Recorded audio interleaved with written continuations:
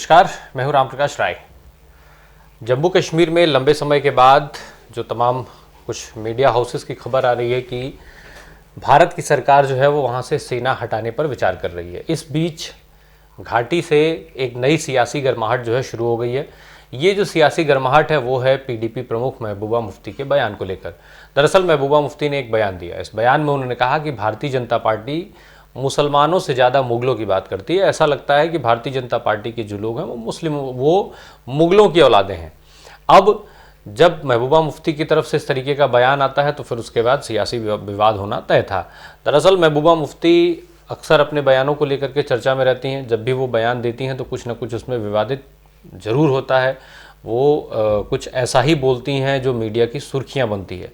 अब लंबे समय से इस चीज़ की कवायद देखी जा रही थी कि भारतीय जनता पार्टी की जो केंद्र में सरकार है वो तमाम उन नामों को बदलने में लगी हुई थी। तमाम नाम बदले जा रहे थे जो मुग़ल काल से संबंध रखते हैं। कई ऐसे नाम जो या फिर वो नाम जो अल्पसंख्यकों से संबंधित रखते हैं, फिर चाहे वो केंद्र से संबंधित हो या फिर कई राज्यों जहाँ पर भारतीय जनता पार्टी की सरकार है। उत्तर प्रदेश में भी ऐसे बहुतेरे उदाहरण मिलेंगे। अभी हाल ही में जो राष्ट्रपति भवन का गार्डन है, मुगल गार्डन को अमृत उद्यान किया गया। तो ये जो नाम बदलने का सिलसिला है वो लंबे समय से चला आ रहा है। तो अब महबूबा मुफ्ती का जब ये बयान आता है तो इससे सियासी बवाल मचना तय था। अब इस महबूबा मुफ्ती के इस बयान का जो है वो भारतीय जनता पार्टी की तरफ से विरोध हुआ। उसके विरोध में जो असम के मुख्यमंत्री हैं हेमंत बिश्व शर्मा, वो सामने आए।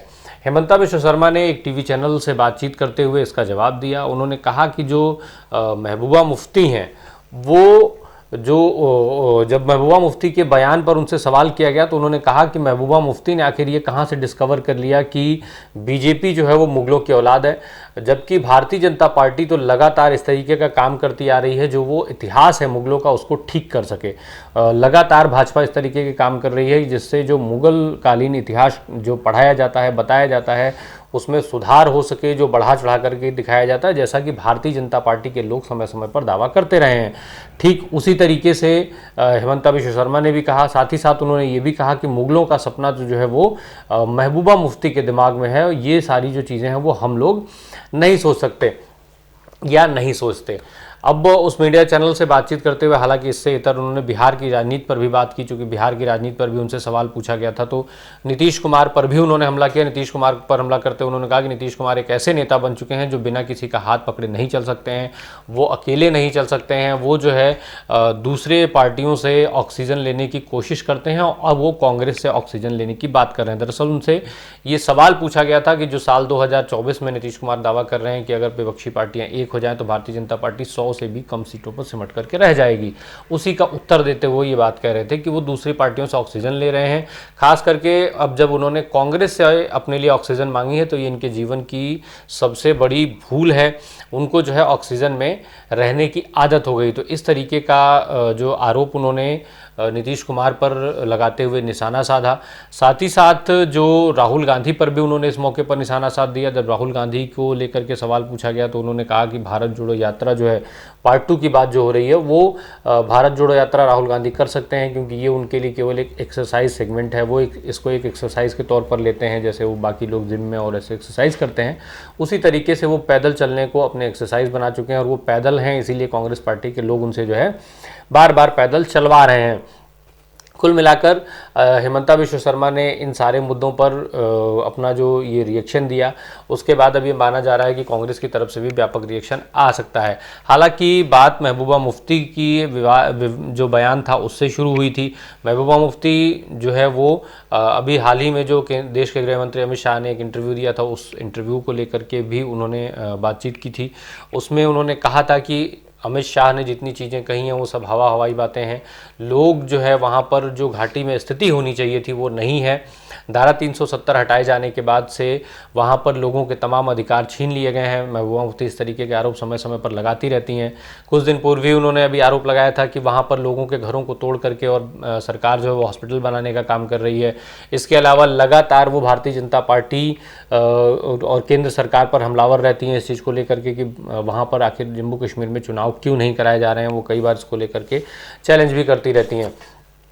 आपको याद दिलाते चलें कि महबूबा मुफ्ती और भारतीय जनता पार्टी और जो महबूबा मुफ्ती की पार्टी है पीडीपी, पीपुल्स डेमोक्रेटिक पार्टी, उसने मिलकर साल 2014 में जम्मू कश्मीर में सरकार बनाई थी। जब उस समय महबूबा मुफ्ती के पिता मुफ्ती मोहम्मद सईद थे वो जीवित थे, तब जब वहाँ पर चुनाव हुए तो उस चुनाव में जो परिणाम आए थे पीडीपी को उस चुनाव में 28 सीटें मिली थी, भारतीय जनता पार्टी के हिस्से में 25 सीटें आई थी और कांग्रेस के खाते में 12 सीटें गई थी। वहीं नेशनल कॉन्फ्रेंस को 15 सीटें मिली थी और बाकी सीटें अन्य के खाते में गई थी।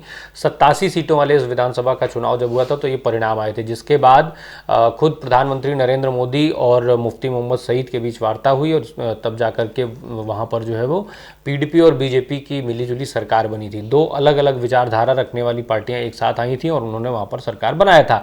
बाद में मुफ्ती मोहम्मद सईद के निधन के बाद फिर महबूबा मुफ्ती ने लंबे समय के बाद जो है वहाँ पर बतौर मुख्यमंत्री शपथ लिया, पर ये चीज़ें कुछ दिन चली और फिर जून 2018 में भारतीय जनता पार्टी ने वहाँ से समर्थन वापस ले लिया था, ये कहते हुए कि दोनों के मुद्दे जो हैं वो अलग अलग हो रहे हैं। एक तरफ जहाँ पीडीपी राज्य के मुद्दों पर काम करने में लगी हुई थी अपने हिसाब से, वहीं पर भारतीय जनता पार्टी जो है वो राष्ट्रीय स्तर के मुद्दों की बात कर रही थी, जिसमें पाकिस्तान के साथ जो संबंध खराब थे वो भी एक कारण था।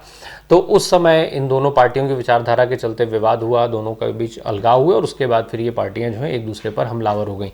तब से इस तरीके के तीखे हमले लगातार चलते रहते हैं और अब इस समय पर जब देश में केंद्र की सरकार घाटी से सेना हटाने की तैयारी कर रही है, जो धारा 370 हटाए जाने के बाद से लगभग 3.5 साल का समय बीत चुका है और तब वो सेना वहाँ पर गई थी। करीब करीब 1,30,000 से ज़्यादा भारतीय सैनिक घाटी में तैनात हैं, जिसमें से जो आंकड़े हैं वो कहते हैं कि लगभग 80-85 हज़ार जो सेना है वो सीमा पर तैनात है और बाकी वहाँ पर इंटरनल सुरक्षा में लगे हुए हैं।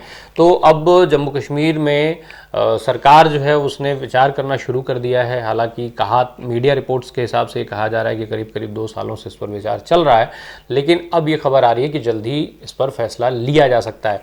इस तरीके के फैसले के बीच में महबूबा मुफ्ती का ये सियासी बयान आता है, जिसको लेकर के नए सिरे से विवाद खड़ा हो गया है। अब देखना यह है कि ये विवाद कहाँ पर जाकर के थमता है और इससे महबूबा मुफ्ती या भारतीय जनता पार्टी को कितना लाभ हो पाता है। धन्यवाद।